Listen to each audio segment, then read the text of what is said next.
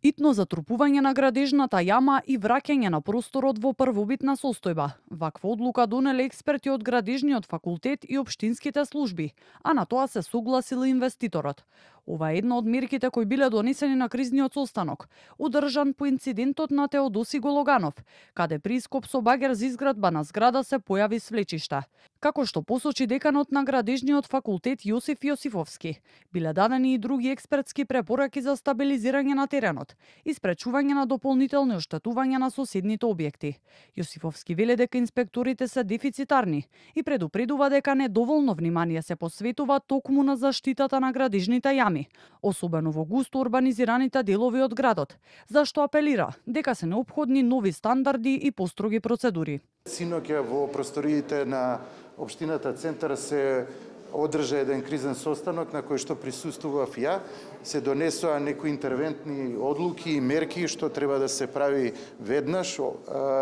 Се дадоа исто налози за тоа како понатаму ќе се постапува, така да во наредните денови ќе има разрешница, а што е најбитно, ние се потрудивме и како експерти да ги даеме најдобрите совети за да таа состојба се санира и на таа локација да се санира и да немаме проширување на тој проблем на соседните објекти, од што и најмногу стравував. Локалните жители велат дека се загрижени за безбедноста на околните згради и очекуваат надлежните што поскоро да се погрижат за санација на просторот.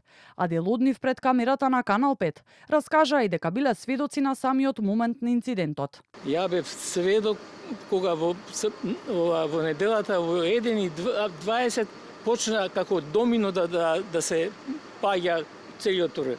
За 5 секунди беше све испадна. И човекот што работеше со багерот, едвам некако испадна, му помогна една жена и еден така не помлад и го извадија и му ја клисна. Тука живеам у зградава. И сега рекоа дека не било безбедно, треба да дојде комисија да види. Од општина Центар најавија најстроги санкции, одземање на лиценци и пријави до надлежните институции за инволвираните лица во градбата. Оттаму посочија дека при извршениот увид од инспекцијските служби биле утврдени низа неправилности, зашто го информирале и јавното обвинителство. Оттаму велат дека известувањето пристигнало денеска и ќе биде разгледано. На таблата кај градилиштето како изведуваче посочена и компанијата Конструкциони Инвест Дуел Тетово, но оттаму за Канал 5 појаснуваат дека тие се уште немаат започнато со работа на таа локација и дека работите со багерот ги извршувала друга фирма.